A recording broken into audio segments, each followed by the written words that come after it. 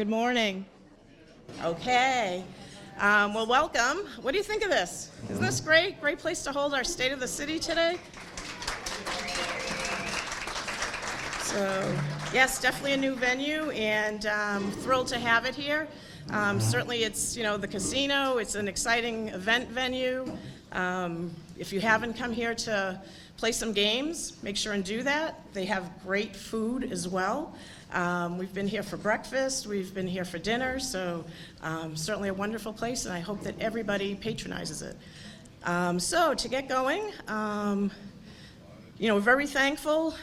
We have a great city and community here in Rochester with great leaders that we get to work with every day, as well as great elected officials, city staff. We are very fortunate. They put on some great programs and have done some wonderful things in the community that we get to boast about. So how about a big round of applause for our city?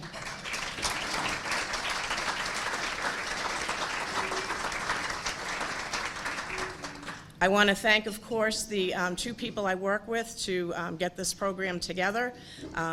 Matt Wyatt, who I could not do this without, of course, and Celeste Playa, who is here on the camera. Thank you, Celeste. Celeste is making sure that everything's looking good. So next, I'd like to recognize our sponsors. Each year, we've been fortunate to have Eversource as our major sponsor for this event. They're the largest electric utility, serving approximately 535,000. I don't know if that figure's higher, okay, of homes and businesses. And they provide grants to local nonprofits. They're the signature or major sponsor for most events for this chamber, other chambers, other communities. So great round of applause for Eversource.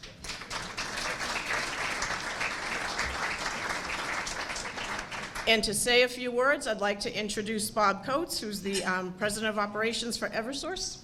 Bob? Thank you. Good morning. Now, which one do I talk into?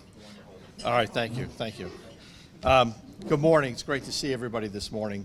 Thanks for joining us, and a lot of familiar faces from the event this spring with the State of the State from the governor. So thank you for the elected officials attending today, as well as the public officials. We're really proud to sponsor and underwrite the sponsorship for this event again.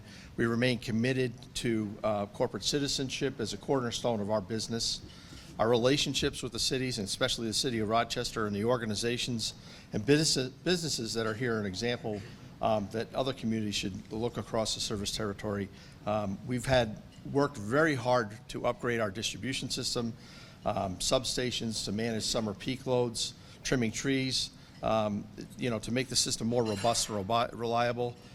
We've even seen, even with the drought conditions going on, trees are living organisms. There's limbs falling on blue sky days as the trees struggle to survive in the drought conditions.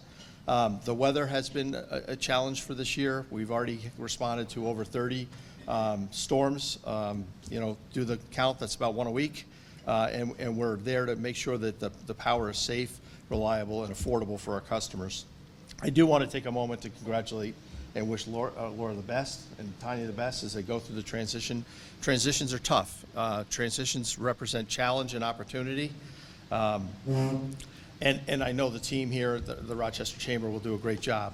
We're working through transitions ourselves. As you know, we've had a rate energy supply increase. Eversource, not in generation anymore. We're just a delivery company, the UPS of electricity. But we recognize that supply constraint in the transmission and energy world makes for risk, and that risk comes out in the evidence of increased rates. So we're working hard to make sure that we can support supply and diversity of supply across the region.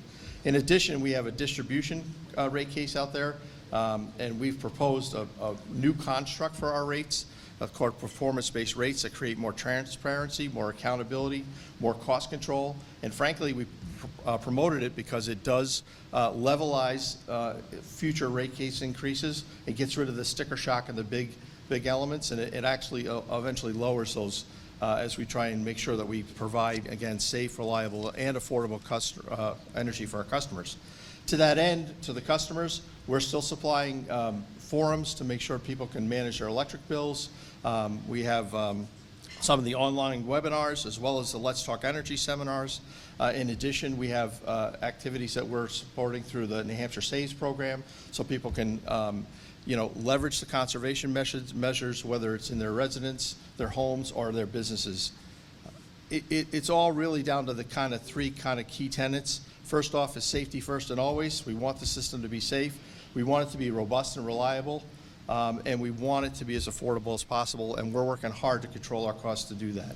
So my thanks to Laura Ring and the Rochester Chamber for organizing the event, and we look forward to hearing from you and our friends at City Hall. As always, we're here, and we'll stay around to answer any questions. So have a great morning, and thank you for the opportunity. Thank you, Bob, and thank you again to Eversource. Next, we wouldn't have this event here this morning if it wasn't for the great staff and crew here at the Lilac Club Casino. I want to thank a few people. I know I've been working with Stephanie Hilton, Shannon Bissonette, Will, a few people, and of course, the Chief Operations Officer here at Lilac Club Casino that I'd like to introduce, Eric Barbero.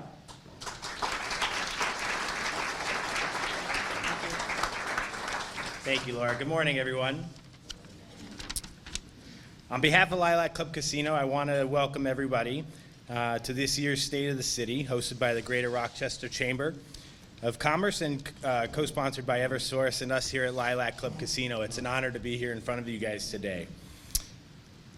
I'd like to begin by recognizing Mayor Callahan. Where are you, Mayor? There you are. You look great, Mayor.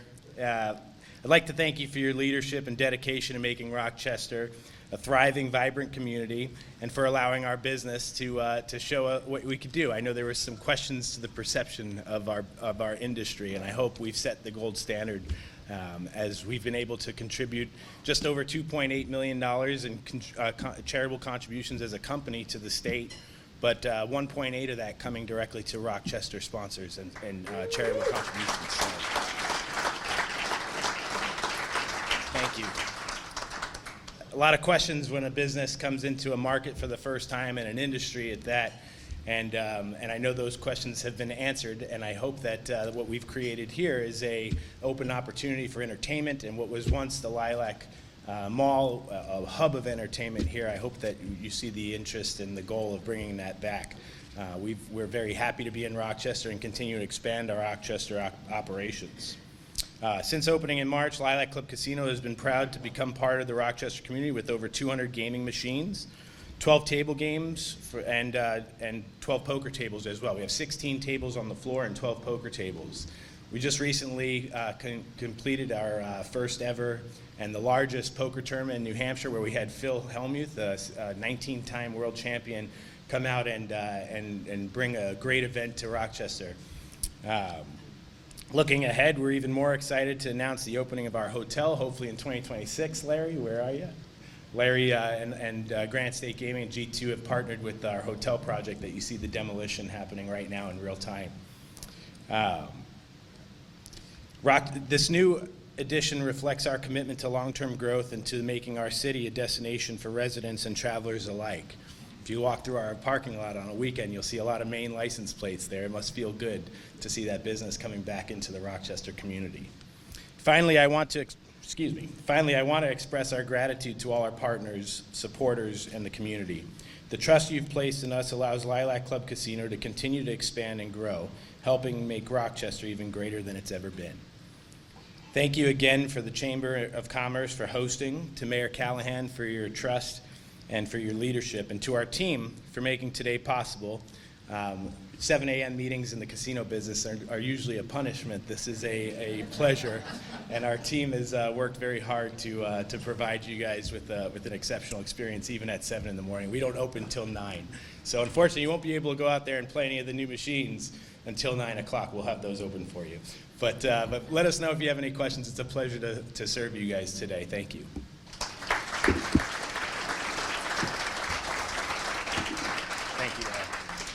Thank you, Eric, and thank you for, to the casino for all that they give back to all the nonprofits, here locally in the area. Okay, a few upcoming events I just want to mention. October 17th is our annual Operation Thank You, and that's going to be we're going to have a breakfast for the volunteers that morning at Frisbee Memorial Hospital at their conference center. We'll be handing out our new business directories as well as the new community guides that came out this year as well. There'll also be that evening a business after hours over at Granite State Credit Union, located at 72 Rod Road off of Route 11, and that's going to be from 5:30 to 7 p.m. And then we're going to be having a candidate forum on October 22nd. That's going to be for the race for mayor as well as for Rochester City Council. So that's going to be from 6 to 9 at City Council Chambers. We hope that you'll be able to attend or at least tune in and see who the people are that are running for election or re-election. This is my last State of the City, so I want to be able to recognize Tanya Hervey, who has been named as my successor. So Tanya, if you could stand up so everyone knows who you are. I'm sure everyone does, but congratulations to Tanya.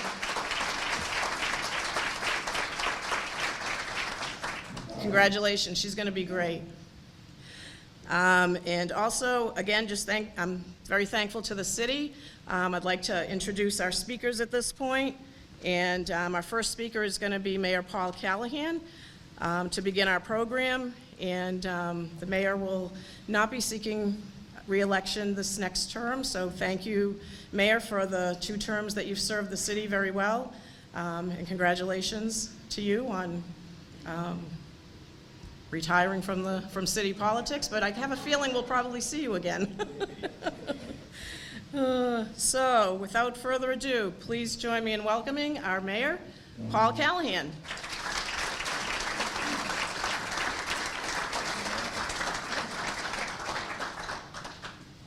There you go. And stay by that. Stay by that.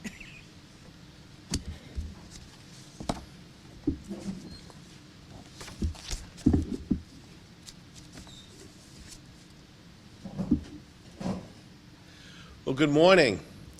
Certainly it's certainly exciting to be up here. One of the best things about being mayor is get to come up here and actually brag about what's going on in the city and give you the facts versus some of the myths I hear my other sources. First of all, I want to thank Eric, G2 Gaming, and the staff here at Casino for hosting this.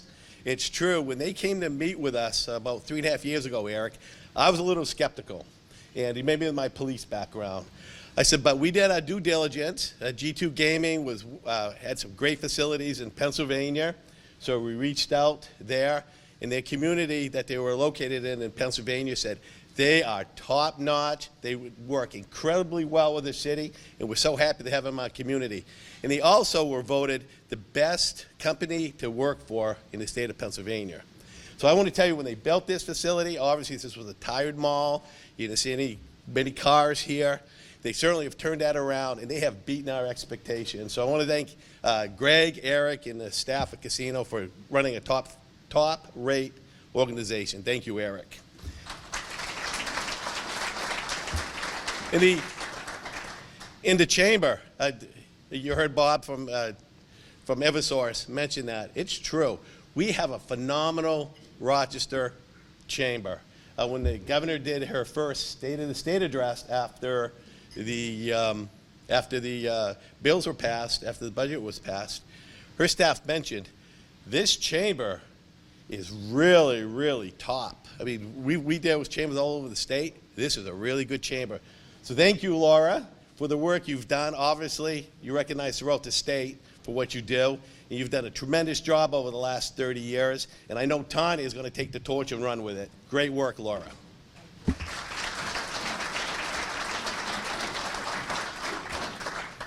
So here are some of the highlights that the city of Rochester, I'm going to kind of give you a 4-year overview, and Katie will kind of give you the year-to-date stuff. So I'm going to kind of go back 4 or 5 years. This is my term as mayor.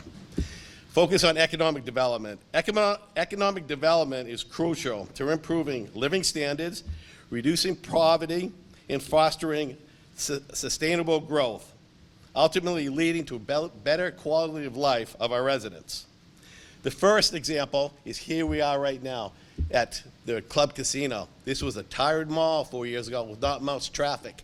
You come here in the afternoons, Sunday or Sunday night, Saturday night, any day of the week, this parking lot is almost full. It's great revenue coming in the city, and as Eric mentioned, since they opened up in the middle of March, $1.8 million to our nonprofits in our area. And just in the month of September, almost $400,000 of proceeds have gone to the nonprofits in our area. That's just tremendous work. If you go right up the road, you'll see the 6 Hour plant. 4 years ago, it was Stonewall Kitchen, storage area, and they also had a little outlet in there. Now it's a tremendous campus for 6 Hour. And there's a lot of pride that the city should be aware of and is aware of, because 6 Hour, that Rochester plant, is keeping the men and women in our military safe. They are specifically making all the rifles and machine guns for all branches of the service in our country. That's what they're making up here in Rochester, New Hampshire.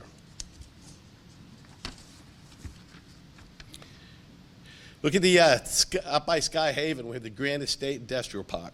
In the last 5 years, we've seen the opening of Prep Partners, the regional headquarters of Pella Windows, LDI, which is run by a local company, and the continued expansion of Albany International. If you notice I said international, their international headquarters is in Rochester, New Hampshire.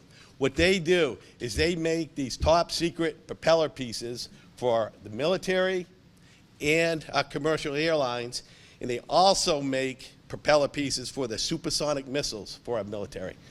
They are located in 13 countries, and they have 33 offices throughout the world.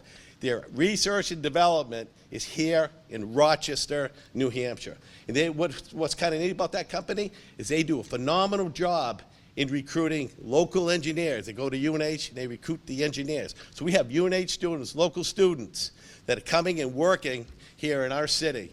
That's just excellent work. We have the 10 Rod Road Industrial Park. It's one of our first industrial parks. We've seen Lars Heating. They continue to expand. Again, if you're ever in Disneyland or in Orlando, all their equipment is made here in Rochester, New Hampshire by Lars. And we continue to see the growth of Eastern Propane. I believe they're the second or third family-owned gas oil company in New England. And let's talk about Route 11, the expansion of the Ridge. Last year, 5.9 million people visited that center. The average stay was 50 minutes. The myth that all our retail shopping happens in Portsmouth, Newington area is false, folks. It happens here in Rochester, New Hampshire. And you will soon see the construction on Phase 2 going on. And again, that's another world-class top-rate operation that's here in Rochester, New Hampshire, that when it's done is going to bring tremendous amount of revenue to the city. One of the impediments to our economic growth throughout the state over the last 5 years has been affordable housing. It's consistently the biggest impediment to economic growth over the last 4 years, but Rochester's shown a way in how it can be done. And I'm telling you, this is not lip service. In the last 4 years, we have over 450 units of affordable housing that are in various stages of development. Governor Sununu, in his last 2 State of the State addresses, recognizes Rochester as leading the way in affordable housing. Governor Ayotte ran on affordable housing being one of the top issues. And during her debate, when they asked her, how are you going to attack the affordable housing unit? She says, I'm going to use a Rochester model and push that through the entire state. And during her inauguration address, she also mentioned Rochester leading the way in affordable housing. And she followed up by naming Mike Scaler, our economic director, as the chairman of the New Hampshire Housing Finance Authority. I don't know if Mike's here. He's probably over at the craps tables or... Oh, no, here he is in the back. Good work, Mike. And some other of the affordable housing units, Elm Grove, they have about 150 units. And they're located, they have Country Brook Estates, which is affordable housing. That's about 100 units. And they're going to be opening the Rapids on the Cachiko which is 55 units in just a couple of weeks. Apple Crest on Route 108 and Rochester Hill Road. Easter Seals. Easter Seals is a great example of affordable housing for folks 55 years and older, and also our veterans. And we actually worked as a financial agent to help that project become a reality. In the Gaffney home, that's run by Stratford Community Action Partners. That's a beautiful mansion right up the street here on Wakefield Street. Beautiful mansion, it's 21 units, affordable housing for folks on a fixed income that are 55 and older. We got to talk about downtown redevelopment. If you walk downtown Rochester 4 or 5 years ago, and you walk it tonight, or you walked it last night, it's a heck of a lot of difference. There's a lot of positivity in Rochester right now. Just take a look downtown, and you'll see updated storefronts, new businesses, with more on the way, and you'll be seeing young families making new memories. The key to a successful downtown is you must have a residential base that supports and drives commercial and retail section, creating a sense of community and enhancing the quality of life of our residents. We have realized, I know our finance director doesn't like it when I say it, so I won't use a direct number, but we have realized tens of millions of dollars in private investments in our downtown over the last 4 to 5 years. Take a look at the Chinburg building. Here's a few examples. Chinburg building. The Founds Mill apartment complex that's down behind St. Elizabeth Seton School. The Howard, which is a 7-story apartment building downtown. The old Rochester Bank and Trust was renovated by, I don't think he's here, that was renovated by Norm and Stacy Vetter. That's where Sinkles is. And on the horizon, next year or so, you're going to, actually this year, at the end of this year, you're going to see the 1875 house. That's an historic building at the corner of Columbus and South Main. Now it will be a 55-room boutique hotel, and it's going to be opening up later this year.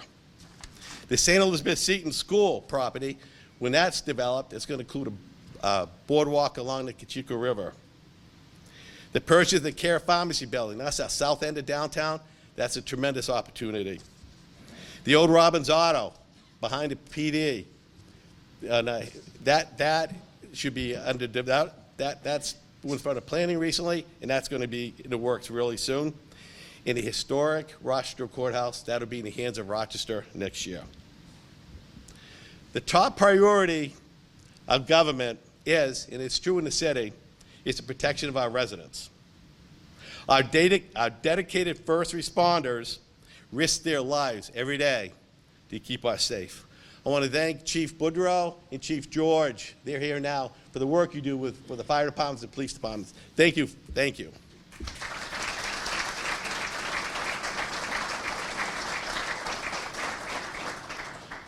Here's a couple of quick stats. Over the last 4 or 5 years, our police department has reduced violent crimes by over 45%, property crimes by over 40%.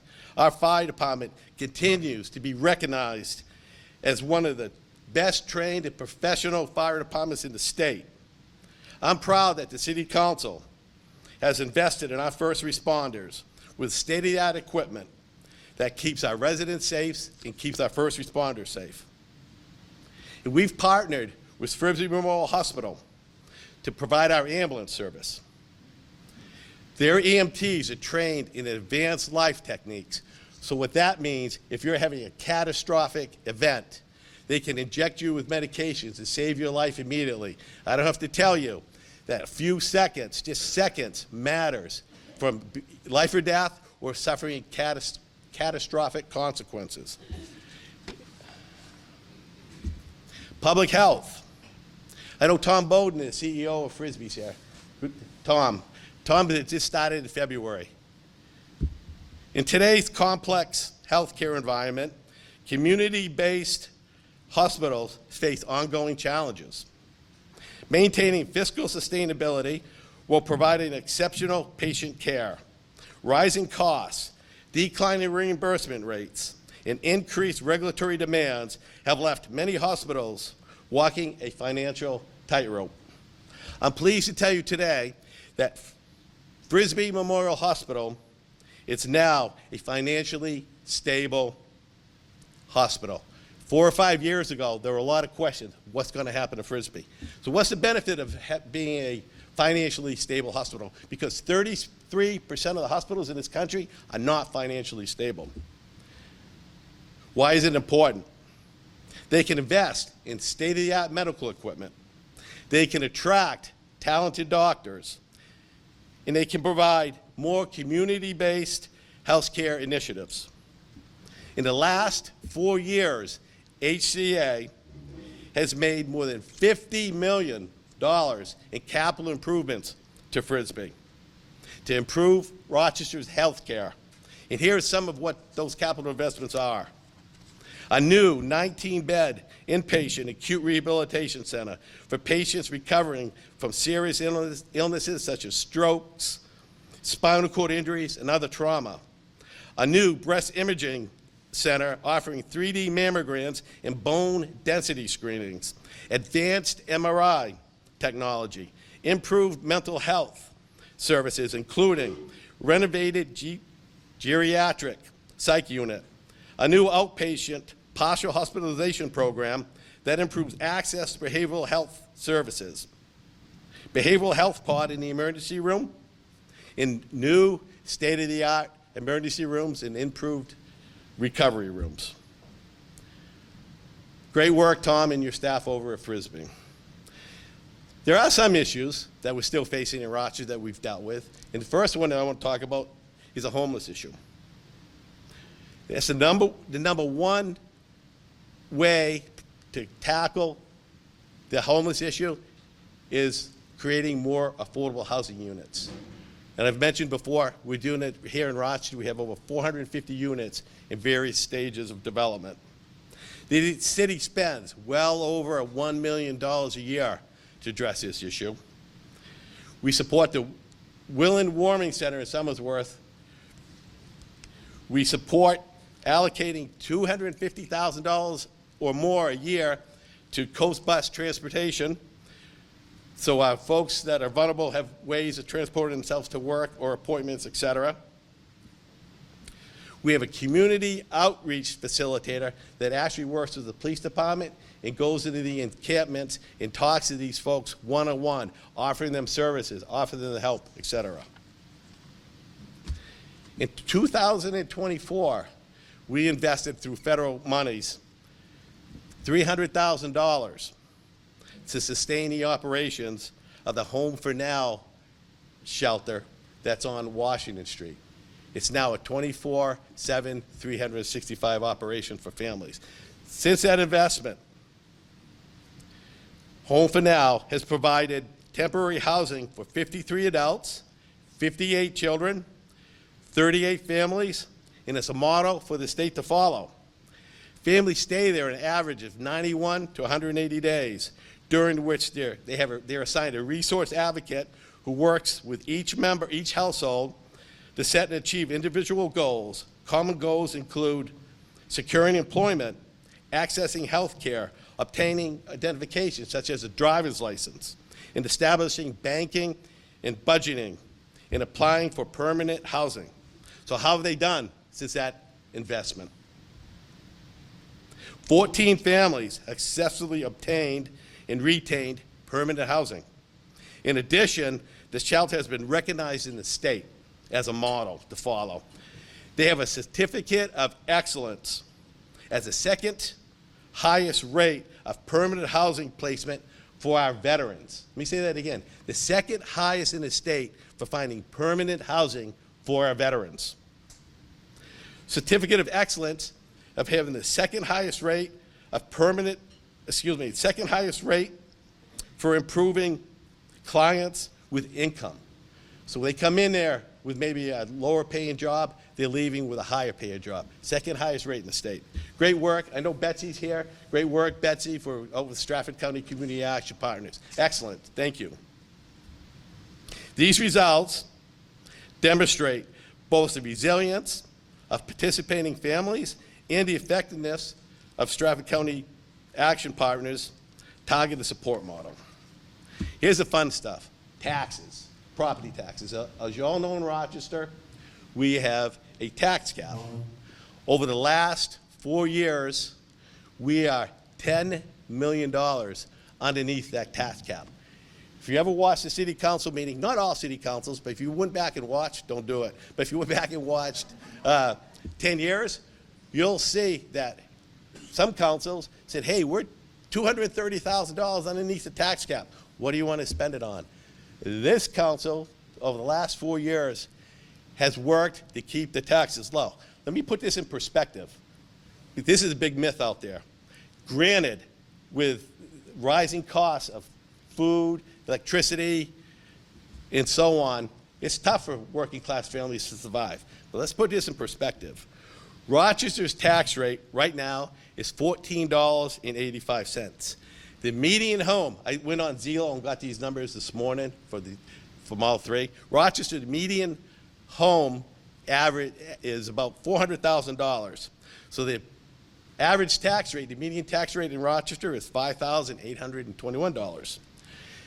Dover, which is the same size as us, a few hundred less, depends what census you look at, but we're about the same size. Their tax rate is $18.17. The median home price in Dover is just over $500,000. The average median tax for Dover is tax bill for Dover is $9,664. That's $3,800 more a year than Rochester. That's $300 more a month you pay in taxes for the same house. And in Derry, the median house, Derry's the same size as us, the median price for a house is just under $500,490.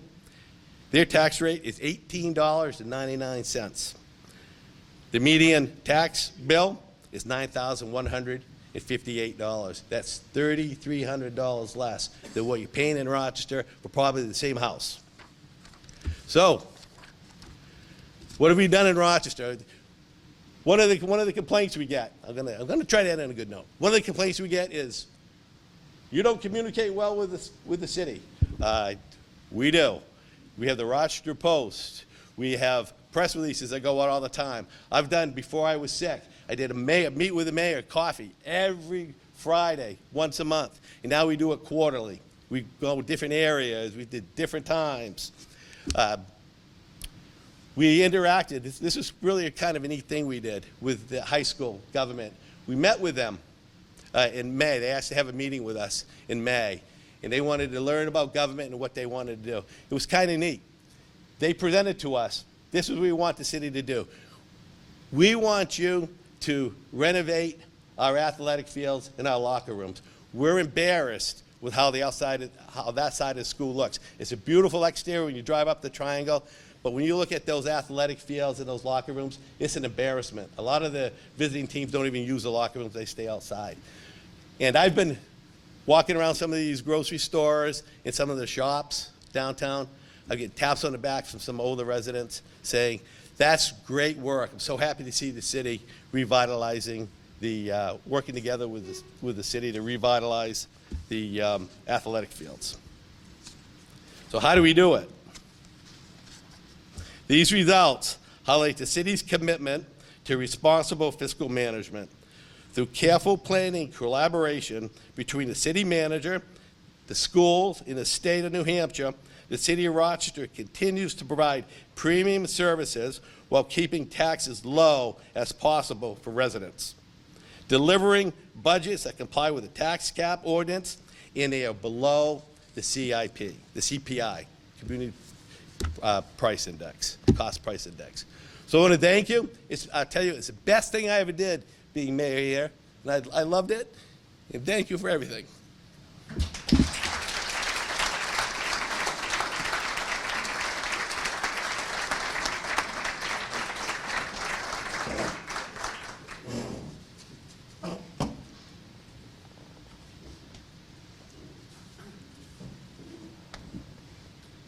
Thank you, Mayor Callahan. Wonderful job, and we hate to see you go. Next up, to tell us some more great things going on in the city, I'd like to introduce our city manager, who's been with us a number of years now, Katie Ambrose.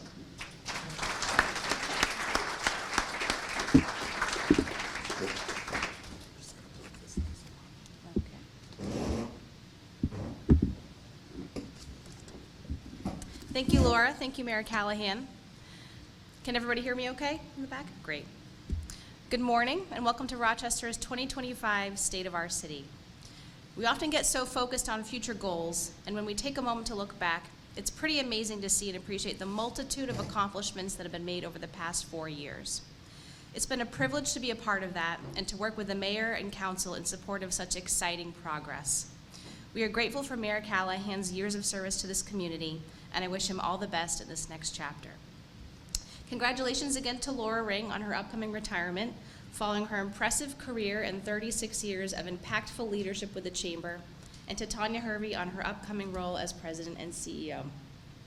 A big thank you to Eric and Lilac Club Casino for hosting today's event. We appreciate the opportunity to share our remarks in your impressive facility here. For this year's forum, I have worked with our departments to develop a presentation to reflect on the latest developments and share a little on what's to come for the state of our city. Following my presentation, members of our leadership team will be available in the audience for a Q&A, and then Laura will make some final remarks here for us. Please feel free to chat with us during that time and ask any specific questions you may have for departments on the state of the city. And with that, we'll get started. As I've been looking back since last year's State of the City, and as we prepare for the coming year, something that keeps coming to mind is the concept of growing together. I've been privileged to serve the city of Rochester for over 6 years now, and something that I really appreciate about this community is the understanding of the value of partnerships and how much stronger the city can be when we roll up our sleeves together in service and towards shared goals. The city and its leadership, along with nonprofits, neighboring municipalities, service organizations, local businesses, the state of New Hampshire, and volunteers are all hard at work in an effort to make our city thrive, to develop, and to grow together as a community.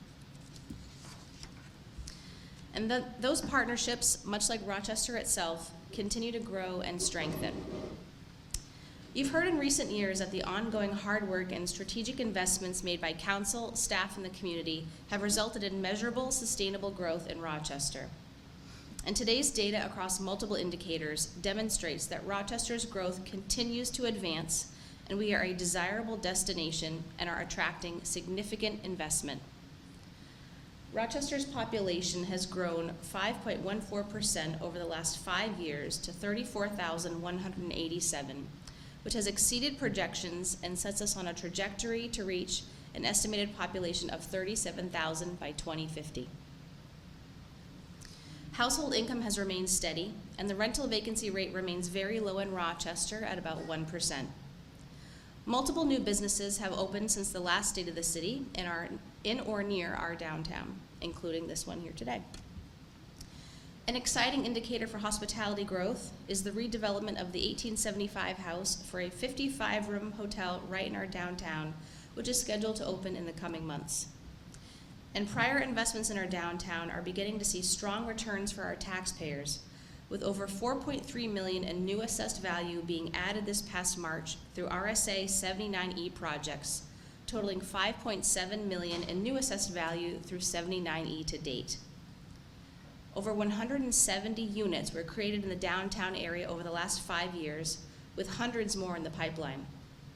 Over 60% of anticipated new units will also be age-restricted or affordable.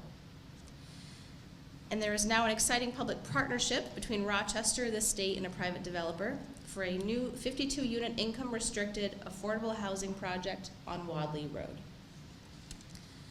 Our planning department this year received over 258 applications. 11 of those were for residential subdivisions and 9 were for site plans. 26 new lots were created for residential uses.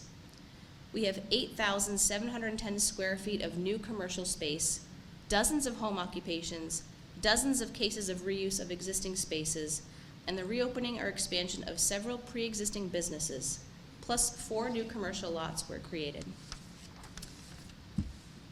For building permits, the number of permits issued this past year in Rochester for single-family units, manufactured homes, and multifamily units have exceeded the levels of the past 2 years.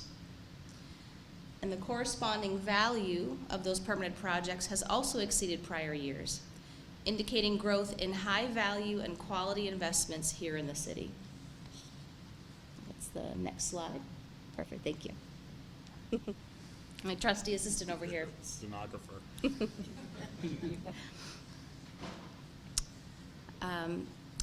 The number of newly created units in the city has also far outpaced prior years.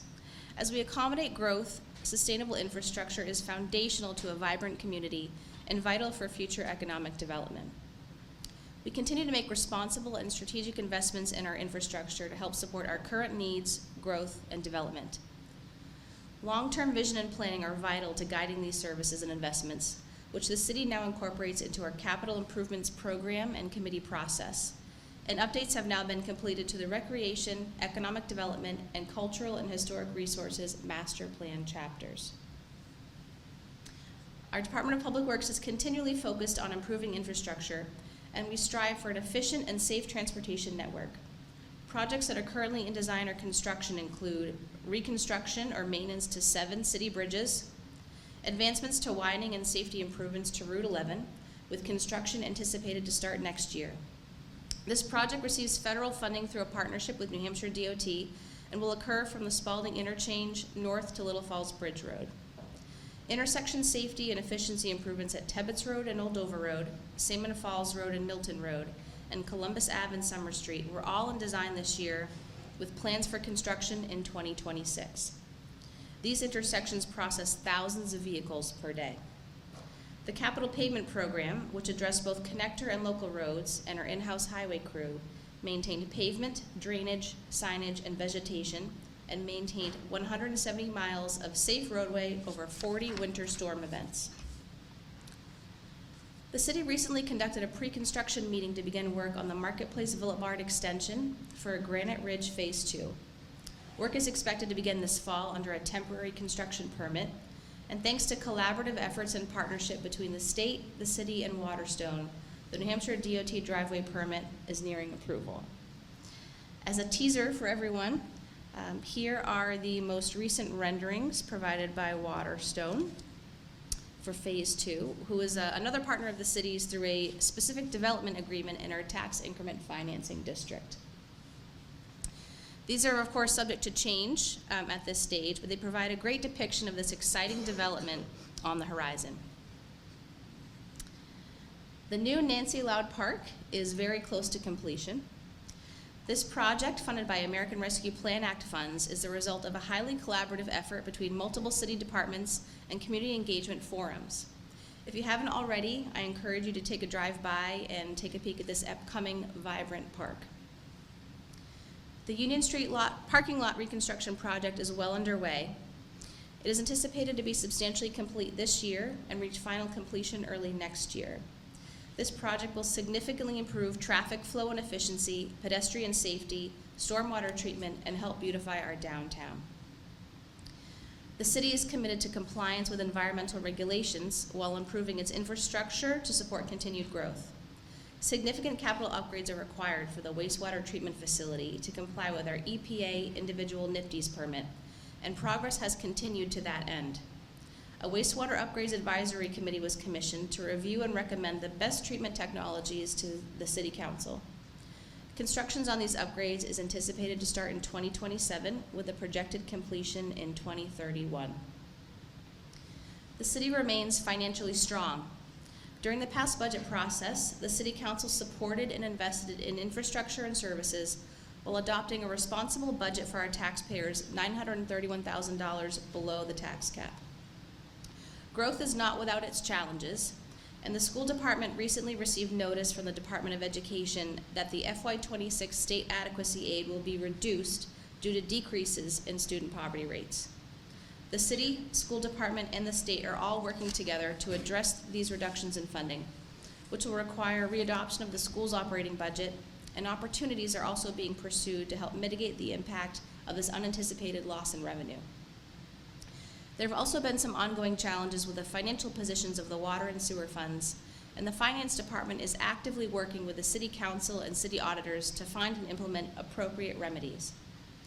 Non-property tax revenues, including interest income, motor vehicle registrations, waste management host fees, and building permits, which are indicators of the broader financial health of the city, all continue to perform very well and support continued infrastructure investment. Our new Parking Commission has been working diligently since March on a comprehensive program in support of the current and future needs of our parking system. We anticipate that they will present a package of recommendations to City Council at the end of this year. The brand new Salmon Falls School is complete and now open, serving up to 420 K-5 students in a modern facility with state-of-the-art technology and flexible learning spaces. Open houses had an overwhelming attendance from the community, and this is the product of a strong collaborative effort between school board and city council representatives on the joint building committee. Major renovations to the Spalding High School outdoor athletic facilities are also now in progress, which includes new facilities and a new track, repair and maintenance of existing facilities as well. This project is being fully funded through a legal settlement with Jewel Labs related to the company's marketing practices targeting our youth. While city infrastructure supports the growing and evolving needs of the community, delivery of services is where we provide additional quality of life and impact for our citizens. The following updates represent ways in which we're supporting and enriching the lives of the Rochester community members through quality services. We're library. Great. The story of the Rochester Public Library is that we're books and more. As you can see from their impressive numbers on this slide, it is a chosen destination for community engagement and is a place where people come to socialize. They offer hundreds of engaging programs and now have a successful library of things available for patrons. Our drinking water continued to meet or exceed all state and federal regulations, and Rochester is known throughout the state for its water quality and operation. In May, we hosted for the first time the New Hampshire Drinking Water Festival at our plant. It was an outstanding success, with over 400 school children from across the state participating, and numerous volunteers, New Hampshire DES personnel, and city staff on hand to enable children to learn the importance of quality drinking water. Police, please. Thank you. Rochester is a safe community and is growing safer. We've got a lot of updates, so we just keep it rolling. Property crimes have decreased overall, especially theft, which went down 27%, and vehicle theft decreased 31%. Violent crime dropped nearly 46%, with 0 homicides reported in 2024. Sex offenses declined by 46%, showing progress in one of the most serious crime categories. With thanks to our highly qualified and professional police department, clearance rates for violent crime improved, with 80% of aggravated assaults solved compared to much lower property crime clearance. Fire department calls for service decreased by 4.1%, and within those calls, 1,258 were for emergency medical services, 368 were alarm activations, 342 were for motor vehicle accidents, and we had 171 calls for fires. The long vacant former Ben Franklin property at 60 Wakefield Street has been revitalized by the city, adding more than 100 public parking spaces to our downtown, and Napa Art Parts is now subleasing the building. This partnership with Napa will help retain an existing business in the city through supporting their needs for a larger facility, while keeping parking accessible to the public in this new municipal lot, generating revenue to help offset the cost of leasing, and bringing life into an underutilized building in our downtown. This project has also been key to supporting downtown parking needs while the Union Street lot is under reconstruction. Participation continues to grow in our recreation and arena programs, which impact thousands. Adult participation for those aged 50 plus has increased by 31%, and youth participation has increased by 60%.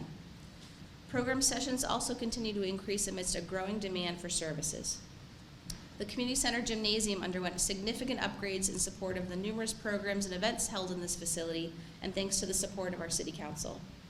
Once complete, word spread fast about our quality facility, as evidenced by the request we received to host this year's NHIAA Division I and II Boys Basketball Final Four games. These events were hosted in conjunction with Spalding High School and brought players and spectators to Rochester from across the state. I've already mentioned some examples of successful partnerships today, as they're intrinsically woven into how we do business, how we often do business in service of the community, and how this community works closely together. but it's important to highlight some of our ongoing and recent collaborators, as they've all played a part in the state of our city. There are so many, so here are just a few. The Rochester School Department and the city continue to collaborate closely together in many facets, and this past year we worked together to transition our health insurance to a self-insured model, which has resulted in a significant cost savings for our employees and our taxpayers. Frisbee Memorial Hospital continues to engage with the community and in alignment with their mission, and their new CEO, Tom Bowden, has been expanding their engagement even more. We're now exploring opportunities to potentially partner on some of our city programs, so stay tuned for more. Rochester Rotary Club, of which I am a member, admittedly, partnered with the Recreation Department to install communication boards this year for the playgrounds at Hanson Pines and the Rochester Common. The club is now fundraising for the future construction of an inclusive playground at the Common, which City Council has approved and will be developed with our Recreation Department. The Willand Warming Center is a unique and successful model for intermunicipal collaboration in New Hampshire, and we are continuing to work with Stratford County, Dover, and Somersworth to pursue sustainable emergency warming services for the unhoused in our communities. The Greater Rochester Chamber of Commerce continues to serve as an ongoing and valued partner of the city, and we greatly appreciate the opportunity to present here today. The city has partnered with the Rochester Mental Health Alliance as part of the Choose Love movement, and thanks to their support, the city has also become designated as a recovery-friendly workplace. The Rochester Museum of Fine Arts public installations in city facilities continue to help beautify our city and make art more accessible. And they've been doing such fantastic work that they were just awarded the State Council on the Arts 2025 Creative Communities Award for Nonprofit Municipal Partnership, which will be presented by Governor Kelly Ayotte on October 8th. Congratulations to Matt and Amy.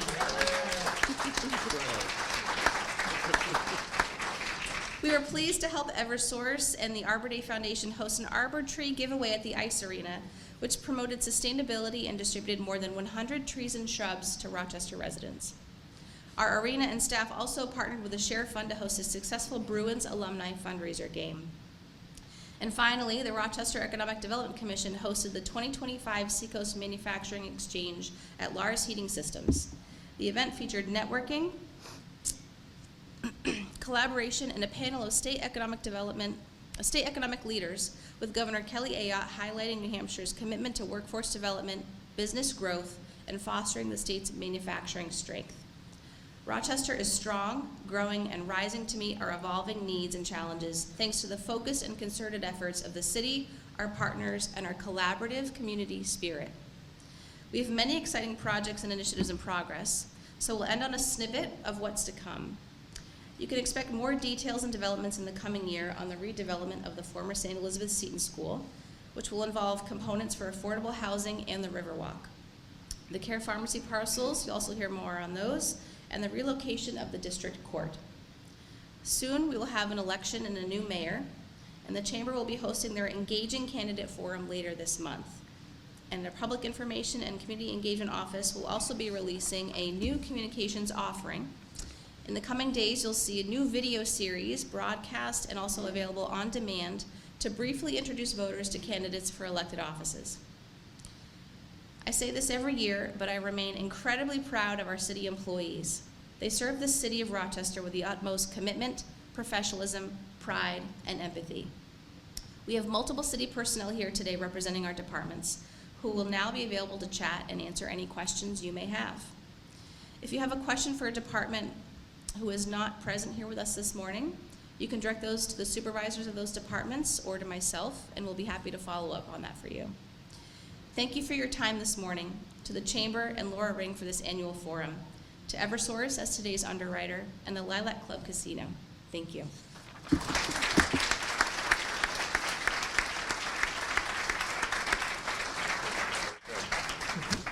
Okay, so in closing, I would like to just thank people again for their support of this event, Eversource. Thank you so much. Also to Lilac Club Casino and the crew here. Thank you for all your help in putting this together and for having this great event for us. Also, I want to thank Celeste again, Playa, for taking care of the camera for us today and making sure that all is good. Matt Wyatt, of course, always. You know, I love working with you. To our speakers, and as you can see, you know, I'm just blown away listening to everything that's going on here in the city that's been happening. So again, please, a great applause to our city leaders. Thank you so much. I'm so proud to be part of this community.